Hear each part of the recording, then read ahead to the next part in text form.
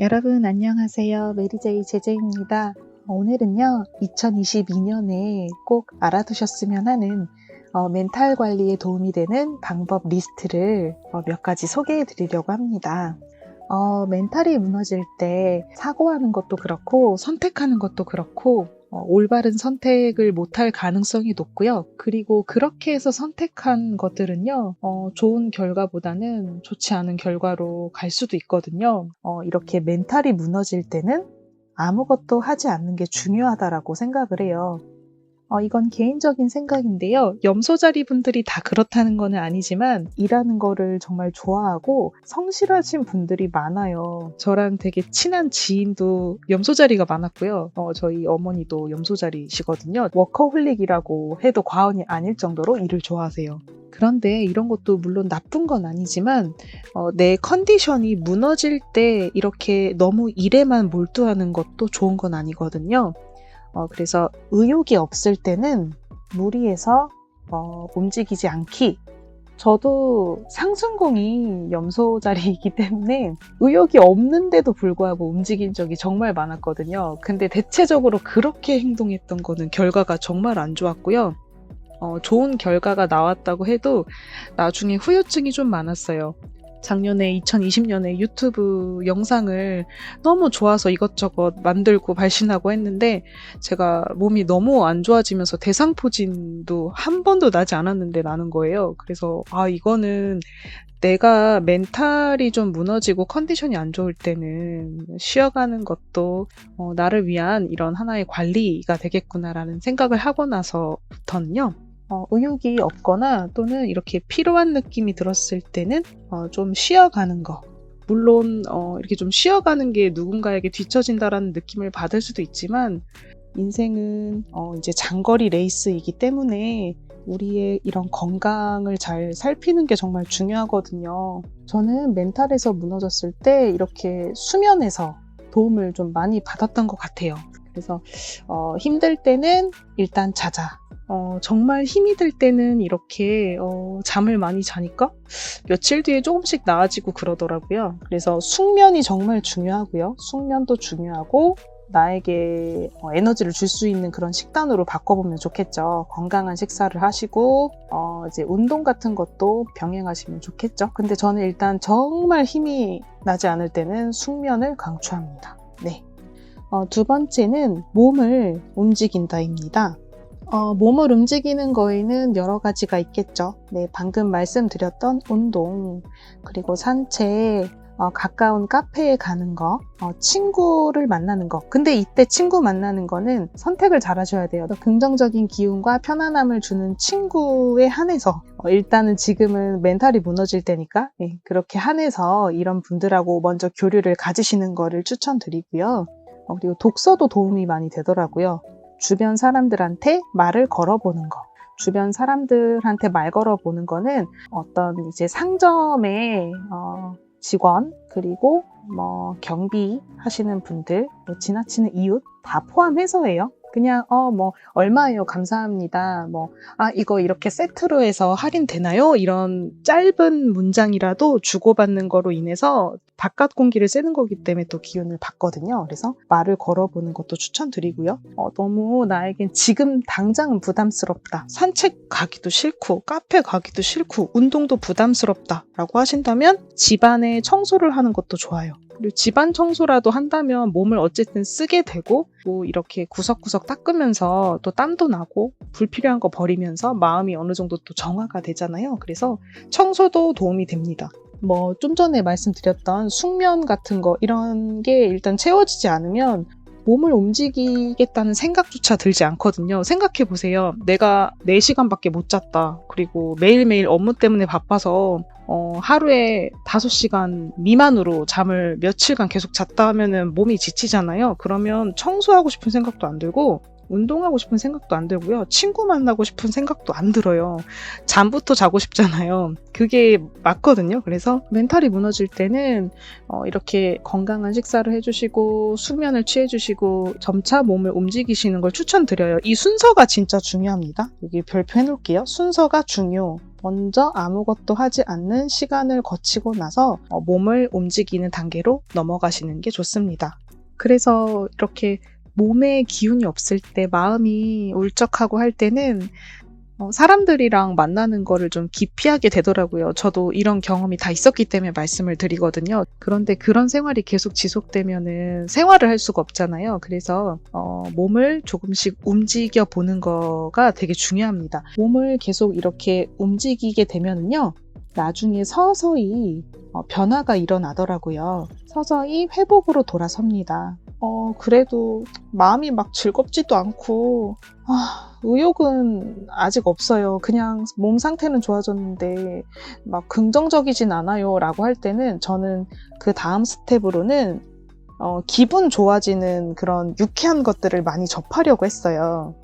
기분 좋아지는 유쾌한 것은 사람마다 달라요. 근데 제가 개인적으로 생각했을 때 유쾌함과 감동을 주는 영화, 그런 걸 또 보고, 드라마도 괜찮아요.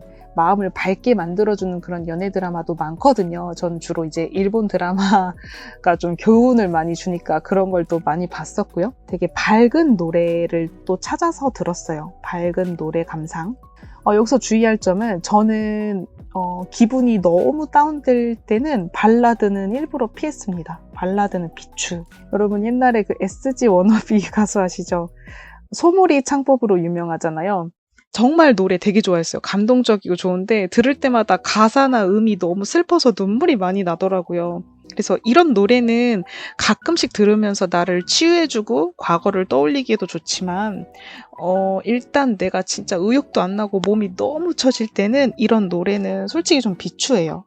최대한 내가 밝아질 수 있는 노래를 듣는 게 좋아요. 그리고 웃긴 영상도 괜찮아요. 코믹한 영상도 좋습니다. 올 초에 피식대학이라고 유튜브 채널에서 그 카페 사장 최준 나왔었잖아요. 되게 너무 재밌게 봤었거든요. 뭐 요새도 가끔 찾아보는데, 내가 이거 보고 너무 진짜 웃기다, 진짜 웃음이 나온다, 너무 힐링된다, 이런 재밌는 영상이 있다면 이런 걸 보면서 그냥 아무 생각 안 하고 하하호호 웃는 것도 되게 좋아요. 항상 사람이 이렇게 시리어스하게 인생을 마주할 필요는 없거든요. 내가 정말 기운이 나지 않을 때는 억지로 그렇게 너무 몰두하진 마시고, 재밌는 영화, 재밌는 드라마, 밝은 노래, 웃긴 영상, 이런 거 보면서 좀 마음에 어떤 여유를 주는 게 중요한 것 같아요. 이렇게 하는 이유는 마음에 여유를 주기 위해서입니다. 밝은 것들을 접한 이후에 좀 마음에 여유가 생겼다 하신다면, 좀 시간이 지나서 긍정적인 말을 해주는 친구를 꼭 만나세요. 메리제이 채널처럼 마음 채널이 되게 많잖아요. 내가 좀 마음을 좋은 쪽으로 전환할 수 있게 해주는 그런 영상을 찾아서 한두 개 정도 가볍게 보시는 것도 좋을 것 같습니다. 그 다음에 4번째로 넘어갈게요. 아까 전에 몸을 움직이세요 할 때 말씀드렸던 청소 부분인데요. 제가 청소는 이렇게 거의 후반부로 순서를 뺐어요. 청소, 정리, 필요가 없는 거, 불필요한 거 버리기, 두근거리지 않는 거, 그리고 오래된 것을 비워내는 것입니다. 우리가 멘탈이 무너지고 의욕이 없을 때는 청소할 기운도 나지 않아요. 뭔가 컨디션이 좋지 않을 때 내리는 선택은 나중에 후회나 잘못된 오판으로 이어질 수가 있기 때문에, 내가 불필요하다고 생각하는 판단조차 컨디션이 좋지 않을 때는 잘못 내릴 수가 있거든요. 그래서 저는 멘탈이 무너질 때는 아무것도 하지 않는 거를 추천드리고, 서서히 몸의 기운이 차올랐을 때, 내가 올바른 판단을 할 수 있을 것 같을 때 이렇게 불필요한 것을 한번 리스트업 해가지고 이렇게 좀 버리고 정리하고, 내가 옛날에는 되게 좋아했는데 지금은 별로 좋아하지 않아 하는 것도, 마음이 좀 충족되었을 때 이런 거를 비워내시면 더 운의 효과를 극대화시킬 수가 있거든요. 그래서 좀 컨디션이 차올랐을 때 이제 이거 너무 오래돼서 못 입겠다, 그리고 이런 건 사용 안 할 것 같다, 이런 거를 이렇게 다 싸서 버리시는 걸 추천드려요. 청소 정리라고 하면은 물건만 생각하실 수도 있는데, 저는 개인적으로 사람, 대인 관계 이런 것도 포함해서 말씀을 드리고 있거든요. 어떤 사람하고 별로 좋은 관계가 아닌 것 같다, 이 친구하고 이 사람하고는 내가 좀 좋은 에너지를 받기 어려울 것 같다라고 하신다면, 2022년도 계속해서 마음의 시대이기 때문에 이런 사람을 미워하라는 게 아니라 이런 사람을 마음속으로 수용하고 용서하되 어느 정도 거리를 두시고 뭐 연락처를 지우신다거나 이렇게 뭔가 새로운 스텝으로 나아가기 위해서 인간관계의 재고를 한번 해보시는 것도 좋을 것 같아요. 저는 핸드폰 교체할 때 사적인 그런 관계의 재고를 다시 합니다.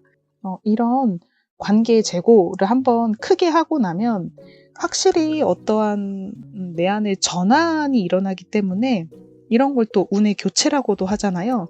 새로운 또 테마와 만나게 되거나 새로운 만남이 생기게 되거나 이렇게 적극적으로 좋은 운을 끌어당길 수 있게 되더라고요. 하나하나 내가 뭘 비우면 좋을지, 나는 그럼 지금 건강을 위해서 뭘 채워가면 좋을지 하나하나 이렇게 생각해 가신다면 오히려 좋은 운을 빨리 끌어당길 수 있게 되지 않을까요? 네, 이제는 5번째입니다. 5번째부터는 좀 간단하게만 말씀을 드릴게요. 5번째는 눈앞에 있는 작은 일에 감사하는 마음을 갖는 것입니다. 큰 일에만 감사하고 작은 일에는 감사하지 못하는 사람이었어요. 내가 팔다리가 건강하고 뭐 부모님이 계시고 이런 게 당연하다고 생각해 버리니까 오히려 많은 걸 가진 사람하고 나를 비교하게 되더라고요. 그리고 뭔가 상황이 잘 되지 않았을 때 나는 부족해, 난 가진 게 없어 이렇게만 생각하게 되더라고요.